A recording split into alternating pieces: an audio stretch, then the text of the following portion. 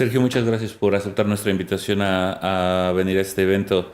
Una de las cosas que siempre nos cuesta trabajo es identificar científicos jóvenes que puedan venir a hablar de lo que están haciendo, así que estamos muy contentos de que hayas podido venir en esta ocasión.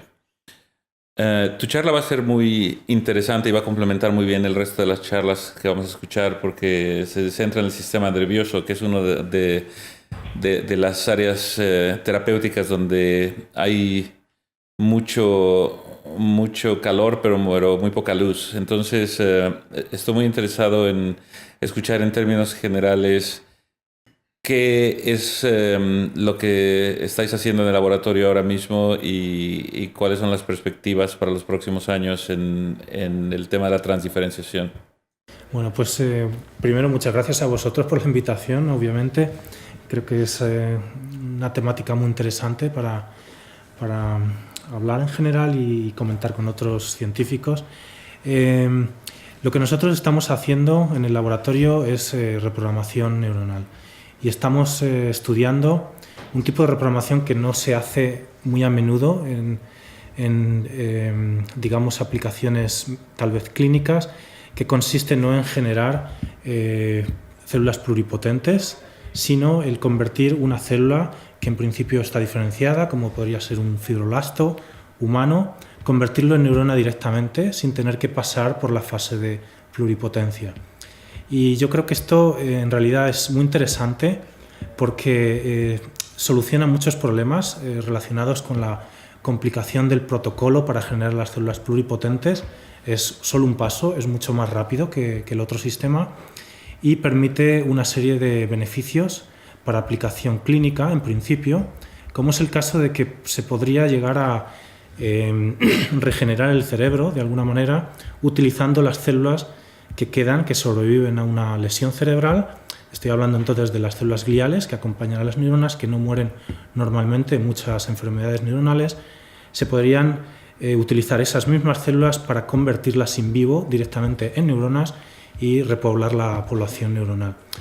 Luego, este tipo de cosas no se podría hacer con stem cells, obviamente, porque no tenemos stem cells en el cerebro. Entonces, las investigaciones anteriores lo que nos han permitido tal vez es generar primero stem cells in vitro, fuera del cerebro, convertir estas células en progenitores neuronales y luego trasplantar estas células en el cerebro para resolver el mismo problema. En este caso, en principio, no sería necesario. Luego es más rápido y puede ser más eficiente. Entonces, en nuestro laboratorio estamos trabajando en esto. Estamos intentando mejorar la eficiencia de reprogramación en lo máximo posible. Esto es un punto clave, obviamente.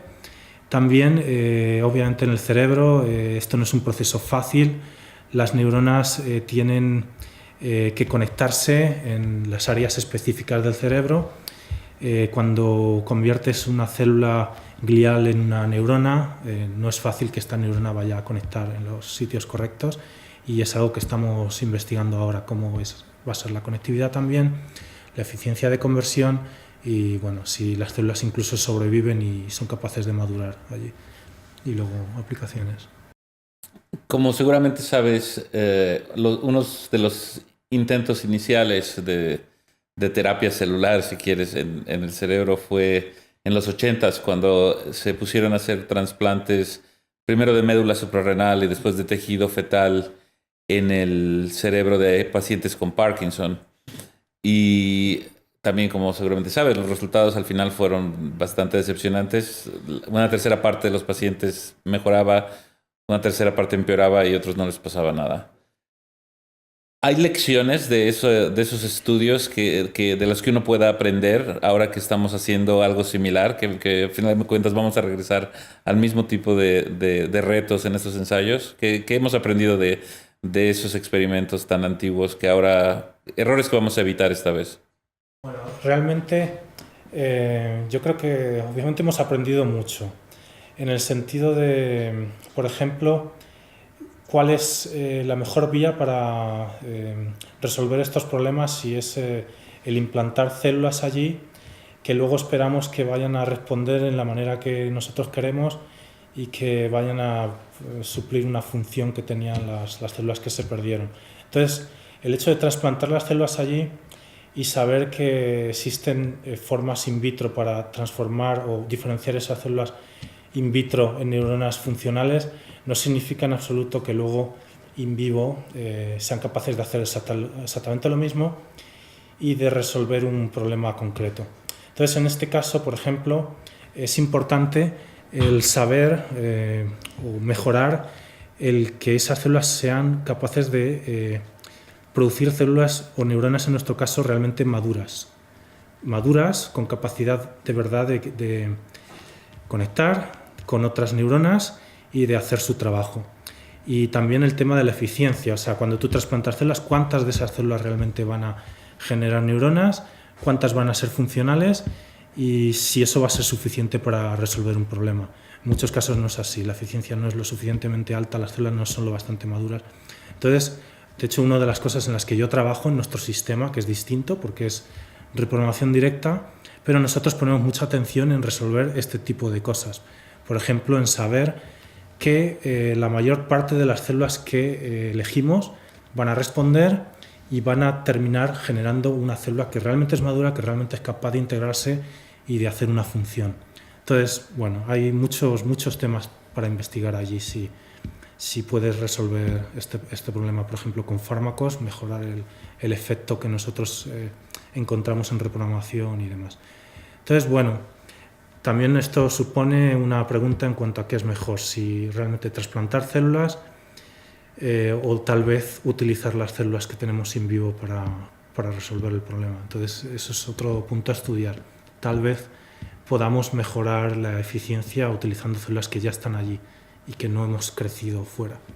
También está el tema del cáncer, tumores, que tal vez una célula no diferenciada trasplantada allí podría generar, o incluso problemas, porque estás metiendo una célula exógena en un ambiente nuevo, in vivo, y puede hacer cosas que no queremos que haga si no se convierte correctamente. Sí, esos problemas también fueron algunos de los problemas que pasaron en aquellos estudios en Parkinson, el tema de, ¿y si se forma un tumor, qué vamos a hacer? Quizá el tema de buscar moléculas que como fármacos actúen y promuevan diferenciación, quizá es también promisoria. Estamos hablando de Parkinson simplemente porque la historia es lo que nos ha dicho, que esa es la condición que la gente ha estudiado más en este contexto.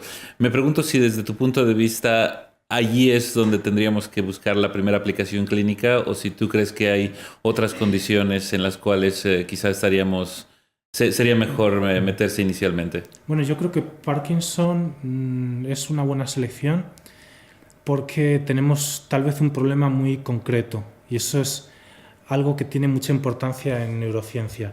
Un problema concreto de una población neuronal que ha muerto y que tenía una función y que tal vez podemos resolver poniendo otras neuronas que hagan exactamente lo mismo, que en parte es debido a la liberación de dopamina en este caso. Entonces, eso es algo muy concreto que tal vez pudiera resolverse simplemente encontrando una nueva población neuronal que es capaz de hacer eso mismo, que es la liberación de estos neurotransmisores. Yo diría que otro campo donde podría aplicarse bastante bien es en la epilepsia, tal vez, porque en epilepsia tenemos un problema parecido. Tenemos un exceso en este caso es lo contrario, un exceso de células excitatorias que están descontroladas, y tal vez lo único que necesitamos hacer allí para encontrar una mejora es generar células que van a producir una disminución en la excitación de las células excitatorias o células inhibitorias. Estos son problemas muy concretos. Cuando hablamos, por ejemplo, de Alzheimer, es mucho más complicado porque entonces las neuronas nuevas tienen que contactar exactamente con las áreas que se supone que deben contactar, y esto es muy complicado porque a veces deben extender axones o proyecciones muy muy lejos de la zona donde se implantan las células o donde se reprograman las células, y esto potencialmente es mucho más difícil que hacerlo con problemas concretos como podría ser Parkinson o epilepsia. Luego yo pienso que sí, que Parkinson podría ser un modelo interesante a estudiar ahí. Muchas gracias, Sergio, por aceptar nuestra invitación, y estoy ansioso por oír tu charla en la tarde. Gracias a vosotros.